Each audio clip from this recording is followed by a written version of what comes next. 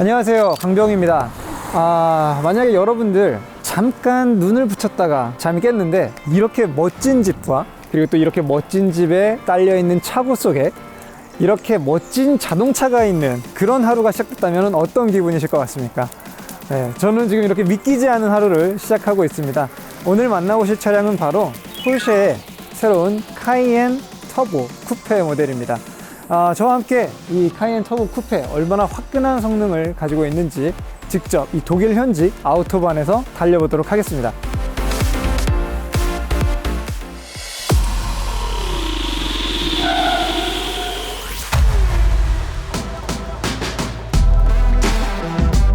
자, 이 카이엔 터보 쿠페, 일단 이 카이엔 쿠페라는 모델 자체를 아마 처음 국내 이 독자분들한테 소개시켜드리지 않을까 생각이 드는데요.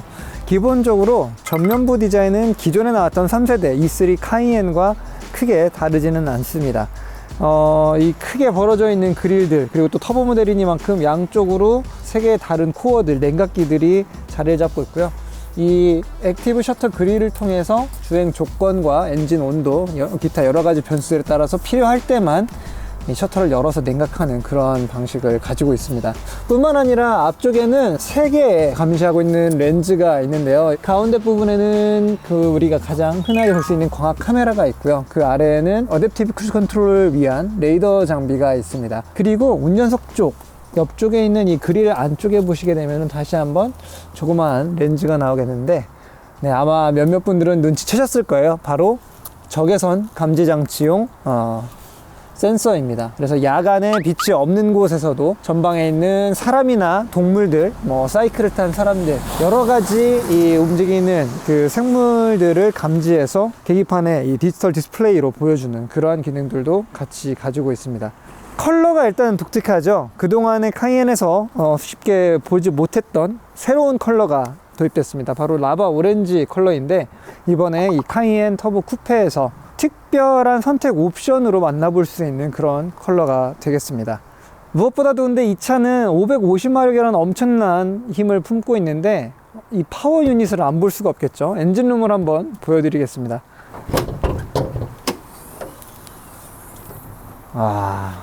일단 이거는 확실하진 않습니다만 매장 컬러와 같은 색으로 이 4.0 터보 배지의 주변이 이렇게 마감이 되어 있어요. 그리고 이 가운데에는 굉장히 컴팩트한 V8이 들어가 있습니다. 엔진 커버는 크지만 실질적으로 실린더 뱅크가 나와 있는 길이는 폭은 이 정도에서 지금 끝나고 있어요. 직렬 4기통 2.0 엔진을 꼭 2개로 붙인 것과 같은 그런 형태의 트윈 터보 엔진을 가지고 있고요. 보어와 스트로크는 86 곱하기 86으로 완전히 딱 정 스퀘어 사이즈입니다. 너무 지나치게 토크 중심도 아니고 너무 지나치게 고회전용도 아닌, 어떻게 보면 가장 제가 개인적으로 선호하는 타입의 86mm에 86mm 스펙을 가지고 있습니다. 이 측면 디자인에서 가장 먼저 눈길을 끄는 부분은 아무래도 개인적으로는 이쪽인 것 같아요. 일단 엄청나게 큰 대구경 이 알루미늄 휠이 들어가 있습니다. 22인치고요. 그리고 완전 단조 옵션입니다. 그래서 크기는 가장 크지만 이 옵션을 선택하게 되면 휠당 무게를 2kg 정도 감량을 할 수 있는 그런 효과까지 주는 그런 휠이고요. 이 휠에는 285mm의 트레드 폭을 가지고 있는 피제로가 씌워져 있습니다. 285, 35, 22가 되겠고요. 디스크의 직경이 415mm인데요. 이 노란색 캘리퍼 하면은 역시 포르쉐 최고의 브레이크이자 제가 경험해본 양산차 브레이크 중에 단연 거의 최고 성능을 가지고 있는 세라믹 브레이크가 되겠습니다. 이쪽에 5개, 반대쪽에 5개에서 앞쪽은 무려 10피스톤짜리 캘리퍼가 들어가 있습니다. 뒤쪽에는 상대적으로 좀 더 작은 365mm의 세라믹 디스크가 들어가 있고요. 그리고 하나, 둘, 셋, 넷, 4피스톤 타입의 캘리퍼가 적용이 되어 있습니다. 그 댐퍼의 타워 부분, 위쪽 부분에 강성을 추가로 지지하기 위해서 이렇게 추가적으로 다이아몬드와 X자 형태로 해가지고 이 뼈대들이 좀 더 보강을 하기 위해서 마련이 되어 있는 이런 디자인도 좀 독특한 부분입니다. 이 멀티링크 역시 기본적으로 그 더블 위시본 타입이랑 거의 비슷한 형태를 가지고 있지만 위쪽에 있는 컨트롤암을 하나로 쓰지 않고 앞쪽과 뒤쪽을 별도로 나누어서 보다 더 정교한 컨트롤을 할 수 있게끔, 정말 서스펜션에는 굉장히 많은 투자를 아끼지 않았던 그런 부분들을 살펴볼 수가 있습니다. 이 루프 라인이 기존의 3세대 카이엔하고는 약간 좀 다르게 떨어지죠. 그래서 실제로 이 루프가 올라가는 높이 자체가 20mm 정도 더 낮아졌습니다. 아무래도 이 쿠페형 스타일을 강조하기 위해서 이 위쪽에 유리를 조금 더 좁히고, 그리고 뒤쪽에 언뜻 보면은 2열 헤드룸을 거의 희생한 것 같은 이러한 디자인을 가지면서 떨어지고 있는 라인을 가지고 있는데, 가만히 보게 되면 이 까만색으로 처리되어 있는 이 지붕 자체는 여기 이 부분보다 한참 더 위쪽으로 지나가는 라인을 가지고 있습니다. 실제로는 뒤쪽 헤드룸을 어느 정도 확보를 할 수 있는 그런 루프 라인을 가지고 있고, 색의 대비를 통해서 이 바디 컬러 색깔은 좀 더 얇게, 그리고 아래로 떨어지는 라인으로 도색을 해주면서 느낌으로는 쿠페의 날씬한 느낌을 주는 그런 시각적인 효과를 굉장히 전략적으로 잘 구사하고 있어요. 그래서 실용성과 이 어떤 차의 디자인, 어떤 미적인 부분, 이런 것들을 잘 마무리 짓고 있는 부분이고요. 자, 그리고 뒤쪽에서 보여지는 이 장면이야말로 가장 큰 변화라고 할 수가 있겠죠. 특히 저 루프 끝단에 고정되어 있는 이 윙이 하나 있고요. 그 다음에 속도에 따라서 오르락내리락 할 수 있는 가변형 스포일러가 이 트렁크 해치의 끝단에 달려 있습니다. 즉, 두 개의 공력 장비를 이용해서 굉장히 적극적인 에어로다이나믹을 추구하고 있는 그런 모델을 할 수 있겠죠. 기존의 해치백 타입은 뒷유리를 닦아주는 이런 와이퍼가 있었지만 이 카이엔 쿠페 터보 모델에서는 그냥 깨끗한 뒤쪽 디자인을 위해서 유리만 이렇게 덮여져 있는 그런 형태를 띠고 있습니다. 그리고 뭐 뒤쪽에는 굉장히 날렵하게 좌측에서 우측까지 가로지르고 있는 이런 이 LED의 미등 라이트가 야간에도 굉장히 이 차의 어떤 존재감을 강력하게 드러내주는 그런 요소라고 할 수 있고요. 그리고 뭐 밑에는 이 가변 배기 플랩이 들어가 있는 머플러가 두 개씩 해서 소리가 정말 멋진데요. 지금 자세한 내용들을 이따가 달리면서 다시 한번 여러분들에게 소리를 들려드리도록 하겠습니다. 바닥 면적은 기존의 카이엔과 크게 차이가 없습니다. 하지만 아무래도 이 디필러의 각도 때문에 위쪽으로 적재하는 부분에서는 약간의 로스가 있겠지만, 사실 스타일링을 중시하는 이런 쿠페형 SUV 모델들 치고는 굉장히 활용도가 좋은 그런 트렁크 공간을 가지고 있습니다. 아래쪽에는 펑크 수리 키트 이런 것들이 있고요. 아마 뭐 북미 시장이나 이렇게 오지가 많은 나라에서는 템포러리 타이어가 들어갈 수 있는 그런 자리를 가지고 있고요. 보스 서라운드 시스템의 장비들이 바닥에 스페어 타이어 모양 바깥쪽으로 이렇게 패키징을 하고 있는 이런 좀 똘똘한 아이디어들도 돋보이는 것 같습니다. 뒤쪽에는 이 차의 차고를 화물 적재할 때 좀 더 낮게 이렇게 내릴 수 있는 이런 버튼들이 있습니다. 아무래도 뭐 무거운 물건들 이런 거를 넣거나 내릴 때, 화물들을 부릴 때 차체가 너무 높으면 좀 부담이 되는 게 사실이죠. 그래서 이렇게 좀 사용자 편의를 고려한 이러한 옵션들까지 좀 실용적인 부분들까지도 잘 챙기고 있는 그런 모델이 되겠습니다. 카이엔 터보 쿠페의 실내를 한번 둘러보겠습니다. 이미 그 공개되어 있었던 카이엔 모델과 기본적인 내장은 다 그대로 공유를 하고 있어요. 뭐 이 계기판 디스플레이라든지 센터 디스플레이 크기라든지, 그리고 그 아래쪽에 약간 이런 햅틱 기능을 더해서 그 터치 방식으로 스위치들이 다 배열이 바뀐 것, 이런 것들은 그대로 기존 카이엔 3세대 모델에서 수여를 받았습니다. 이제 이 차 같은 경우에는 그 쿠페형 모델에 나오고 있는 그 라이트 웨이트 스포츠 패키지라는 별도의 선택 품목이 더해져 있습니다. 그래서 이 라이트웨이트 패키지가 들어가게 되면 원래 위쪽에 이 파노라마 루프가 유럽 버전은 기본으로 들어가는데, 지금 이 모델 같은 경우에는 막혀 있죠.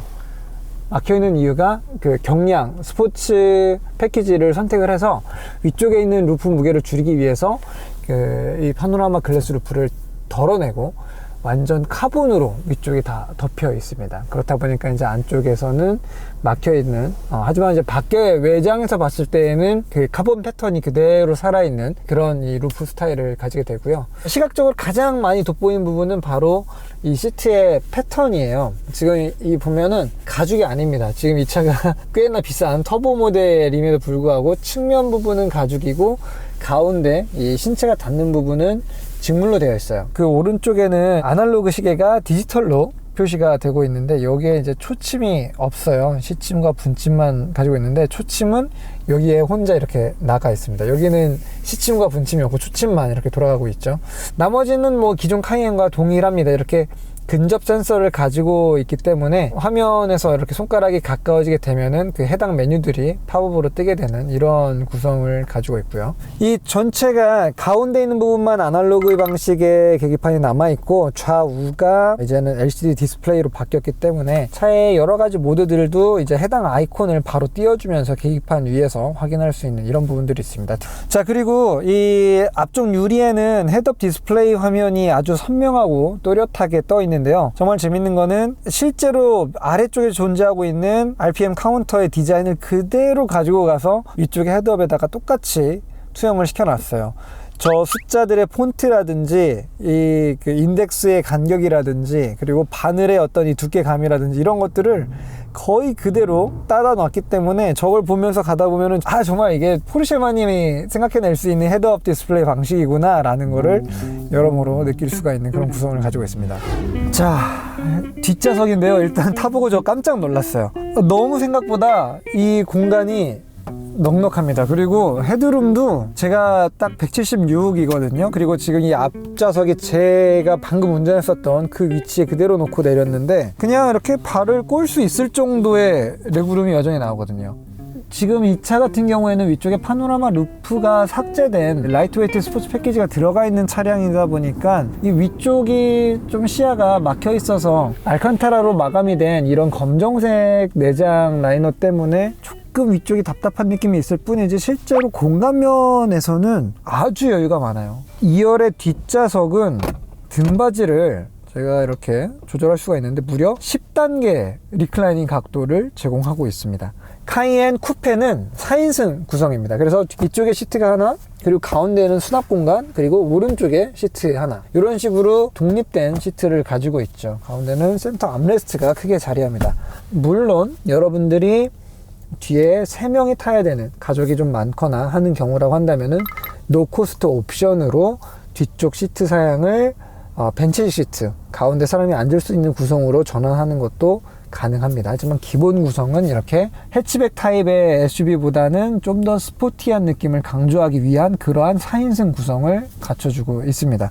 저는 개인적으로 사실 직물 시트를 훨씬 좋아해요.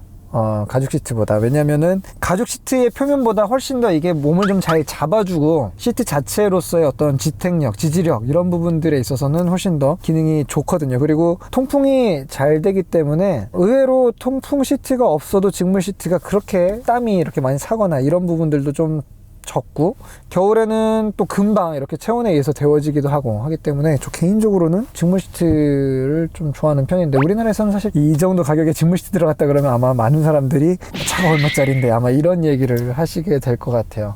이거는 기본적인 가죽 시트가 제공이 되는 거고요. 추가 옵션으로 돈을 내고 직물로 바꾼 상황입니다. 네.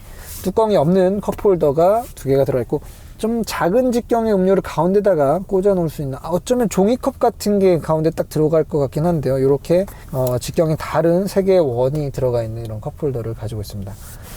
나는 좀 팔이 길다, 이쪽 암레스트로는 너무 짧아서 안 된다 하시는 분들은 가운데 거를 통째로 이렇게 열 수가 있습니다. 뭐 이거 암레스트로 쓰는 부분은 아니고요. 뭐 이게 긴 길이의 화물을 적재할 때 뭐 스키스루 기능을 좀 대체할 수 있는 그런 기능인 것 같고요. 골프백도 그냥 가운데로 이렇게 찔러 넣어도 쉽게 들어올 것 같습니다. 여전히 탑승 공간에는 침범이 없이 가운데 쪽만 접을 수 있는 이런 분할 시트를 가지고 있습니다. 그래서 4대 2대 4 이렇게 접히는 시트 구성을 가지고 있네요. 아우토원입니다.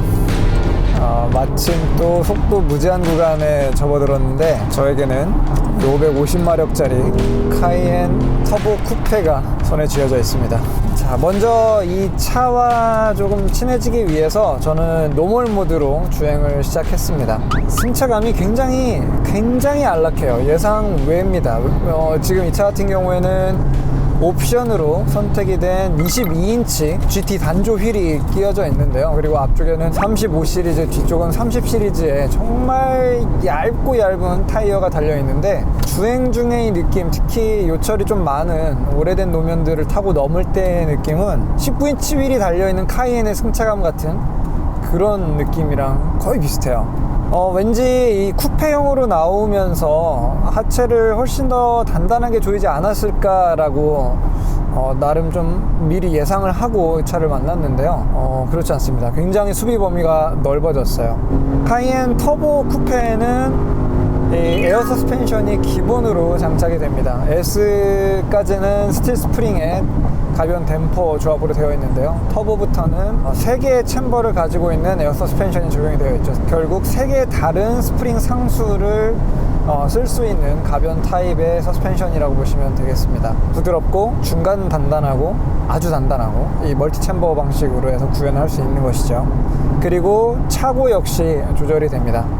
중간, 하이, 그리고 오프로드용에서 쓰는 가장 높은 단계, 그리고 이제 고속에서 내려오는 로우 단계 이렇게 있고요. 그리고 화물을 내릴 때 아니면 승하차를 좀 더 용이하기 위해서 주차 모드에서 차를 이렇게 내릴 수 있는 그런 모드까지 총 5가지 차고를 지원합니다.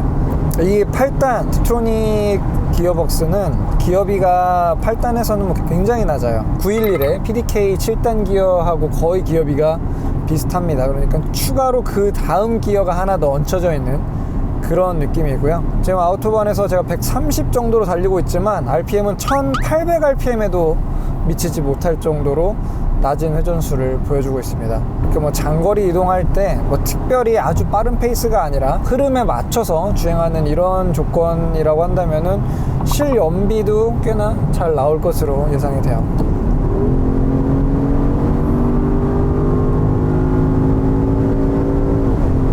200 돌파는 정말 순식간이고요. 이렇게 덩치가 큰 차에서 이런 사뿐한 가속감을 느낄 수 있다는 거는 진짜 너무 뭔가 이질적이에요. 사실 어떻게 보면은 이 카이엔 쿠페 터보는 정말 여러모로 이질적인 면이 좀 많아요. 저의 예상과 다르고 뭔가 생각했던 것과 항상 조금 다른 반응을 가지고 있어요. 저는 이 차가 카이엔보다 훨씬 더 컴팩트한 느낌을 줄 거라고 생각했는데 막상 이 차를 운전해보면 일반형 카이엔 모델보다 훨씬 더 큰 차를 운전하고 있는 것 같은 그런 느낌을 줍니다. 어쩌면 그게 아주 굳건한 안정감에서 비롯된 느낌일 수도 있고요. 아니면 실제로 더 넓고 낮아진 차체에서 기인하는 그런 효과일지도 모르겠습니다. 자, 238을 순식간에 또 찍었다가 내려오죠.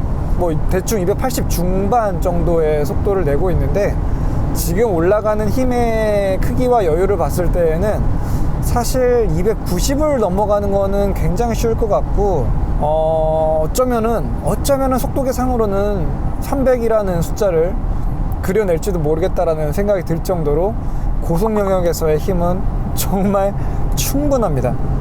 과거에 그 한 2세대 전, 그러니까 997 직분사 엔진 나왔을 때 기본형 카레라 모델이 그때도 그 차의 탑 스피드가 제원상으로는 뭐 290이 조금 안 되는 그런 수치였지만 이미 그때도 계기판으로 300km를 찍는 게 가능했었던 성능을 냈었거든요.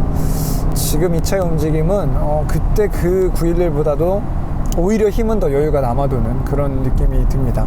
그리고 이 8단 변속기는 사실 듀얼 클러치 타입이 아님에도 불구하고 패들 시프트를 이용해서 변속을 해보면 RPM의 움직임, 이 바늘의 움직임이 거의 듀얼 클러치 PDK의 움직임과 비슷하다라는 느낌을 들어요. 특히 마음에 드는 건 시프트 업보다 다운 시프트가 정말 빨라요. 필요할 때 엔진 브레이크를 좀 적극적으로 쓸 수 있는 거, 이럴 때 움직이는 이 절도 있는 바늘의 움직임은 굳이 뭐 듀얼 클러치가 아쉽다라는 생각이 하나도 들지 않을 정도로 잘 조련이 되어 있습니다. 저는 솔직히 이거는 이제 쿠페 모델이니까 정말 온로드에만 집중하는 모델이 되지 않을까라고 생각을 했는데, 이 차에도 오프로드 모드가 그대로 다 들어가 있습니다. 센터 디퍼런셜과 뒤쪽 디퍼런셜을 따로따로 잠금을 조정할 수 있는 주행 모드들이 다 완비가 되어 있어서 뭐 진흙이든 모래든 잔디건 아니면은 정말 바위로 되어 있는 암벽을 등반을 하는 조건이든 어느 조건에서든 최적의 오프로드 성능을 낼 수 있게끔 발휘를 해놨어요. 오프로드에서 견인력을 중요시하게 하려면 당연히 토크 컨버터 타입이 유리합니다. 왜냐하면 토크 컨버터 자체가 저속에서 멈췄다가 출발할 때 토크를 증대시켜 줄 수 있는 그런 역할을 해주기 때문에 듀얼 클러치 박스로는 대응하기 힘든 그런 오프로드 주파력을 가질 수 있게 되는 거거든요. 그래서 팁트로닉 변속기 가지고 오프로드와 온로드의 성능을 모두 다 잡겠다. 사실 어떻게 보면 굉장히 어려운 일인데, 그리고 둘 다 실패할 확률이 큰 그런 도전이기도 한데, 카이엔 쿠페에서도 사실 그 두 가지 토끼를 거의 동시에 다 잡는 데 성공을 했습니다. 자, 지금 노멀 모드 주행 상태로 달리고 있습니다만 스로틀을 한 3분의 1 정도 이상 열게 되면 가벼운 배기 플랩이 특별히 지금 오픈되어 있는 상태가 아님에도 이 엔진 사운드가 앞쪽에서 이렇게 유입이 되는 게 잘 느껴집니다. 특히나 지금 이 차 같은 경우에는 한 2500rpm 전후, 한 2000에서 2500 사이에 나는 요 8기통에 둥둥둥둥 하는 이 저음이 굉장히 매력적이에요. 네, 이 정도로 갈 때 가다가 이렇게 살짝 가속해서 올라갈 때 이런 사운드, 저는 개인적으로 이 부분이 가장 매력적으로 느껴집니다. 스포츠 모드로 옮기게 되면 의뢰 모든 포르쉐 스포츠 모드가 그렇듯이 지금 이 차 같은 경우는 에어 서스펜션이 한 단계 단단해지는 스포츠 모드로 진입을 하게 됩니다. 그리고 이 오토 스탑 스타트 아이들링 제한 장치는 비활성화가 되게 되고요. 그 스로틀 반응이 조금 더 한 단계 스포티해지고 조금 더 빠른 반응성을 가지게 되죠. 아울러 배기관도 가벼운 플랩이 열리게 됩니다. 소리 들리시나요? 2000rpm밖에 안 되는데 진군하라 둥둥둥둥 이런 소리 같죠. 그리고 스포츠 모드로 와야지만 비로소 뒤쪽 배기관에서 화열음이 나기 시작합니다. 스로틀을 뗐을 때 바바바바박 이 소리는 노멀 모드에서는 들리지 않다가 스포츠 모드로 와야지만 비로소 들리는 소리가 되겠죠. 사실 옛날 같았으면 이렇게 비가 펑펑 오는 날 550마력짜리 차를 가지고 고속주행을 한다는 거는 굉장한 모험에 속하는 일이었어요. 하지만 이제 오늘날에는 이 카이엔 쿠페 터보를 타는 남녀노소 누구나 즐길 수 있는 아주 안정적인 파워가 됐습니다. 기본적으로 이 사륜구동 PTM이 전후륜의 최적 배분을 해주는데요. 약간 뒤쪽으로 많이 구동력을 보내주는 그런 후륜구동의 느낌을 조금 더 살려주는 그런 패턴을 가지고 있습니다. 스포츠나 스포츠 플러스로 가면 그게 조금 더 뒤쪽으로 배분율이 늘어나게 되죠. 지금 이렇게 비가 오는 날씨 때문에 뜻밖의 발견하게 된 두 가지 특징들이 있는데요. 일단 이 차의 뒷유리에는 별도의 와이퍼가 달려있지가 않습니다. 그런데 고속으로 이 우천을 뚫고 주행할 때 뒷유리 쪽에 빗방울이 하나도 맺히지가 않았어요. 오히려 길이 막혀서 지금처럼 속도가 떨어지니까 그제서야 비로소 뒷유리 위쪽으로 빗방울이 맺히기 시작했습니다. 그래서 실제로 이 위쪽에 달려있는 루프 스포일러 그리고 후면 디자인 이런 부분들이 뒷유리 쪽 앞쪽에 있는 어떤 그 와류 제거 역할이 굉장히 탁월하다라는 거를 간접적으로 느낄 수가 있는 부분이었고, 이렇게 멈추는 경우들만 아니면은 주행 중에 뒤쪽에서 말려오는 물보라 때문에 뒷유리가 흐려지는 경우는 경험하기가 굉장히 어려울 거다라고 말씀드릴 수 있을 것 같아요. 그리고 또 하나 제가 좀 놀랐던 점은, 사실 이 차 굉장히 폭이 넓은 광폭 타이어를 달고 있는데요. 그럼에도 불구하고 이 고속주행 150에서 우리 170 이렇게 속도를 냈을 때에도 한 번도 수막 현상이 나타난 적이 없었습니다. 어떻게 그 큰 타이어를 가지고 그렇게 달릴 수가 있는지, 이 부분도 한편으로 굉장히 좀 의아했던 부분이에요. 자, 드디어 비가 개고 하늘이 깨끗해졌습니다. 그리고 노면도 바짝 말라 있고요. 다시 한번 아우토반 위에 올라와 있는데요.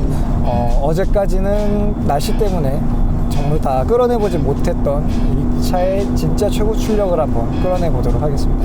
어제 탔을 때하고는 오늘 좀 약간 다른 조건이에요. 사실 지금 화면에 나오진 않지만 이 차에 4명의 탑승 정원이 가득 타 있는 상태에다가 4명의 짐들까지 완전히 다 실려있는, 정말 이 카이엔 쿠페 터보가 감당할 수 있는 총 중량이 들어와 있는 상태입니다.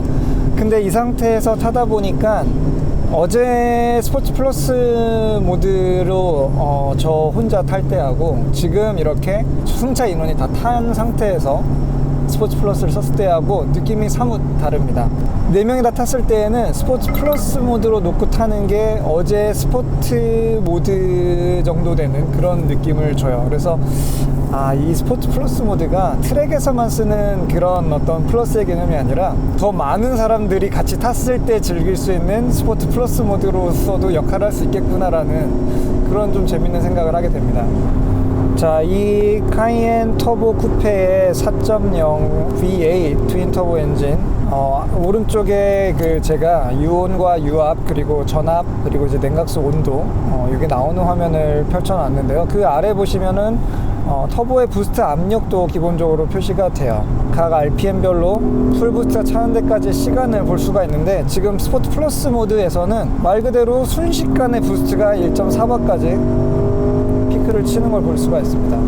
1.4바면은 사실 정말 어마어마한 부스트 압력인데요. 토크가 올라가는 어떤 그런 느낌이 좀 거칠다거나 공격적이다거나 뭔가 드라이버를 압도한다거나 하는 그런 느낌보다는 굉장히 안정적으로 내 바퀴를 통해서 가지고 놀기 아주 편안한 그런 느낌의 토크 분출해주는 특성이 이 엔진의 특징이에요. 자, 그리고 6000rpm을 넘어갈 때까지 1.3바 정도 부스트가 뜨고 있고요. 그 다음부터는 1.2바, 1.1바 이렇게 조금씩 고회전 영역에서는 부스트가 좀 빠지게 됩니다.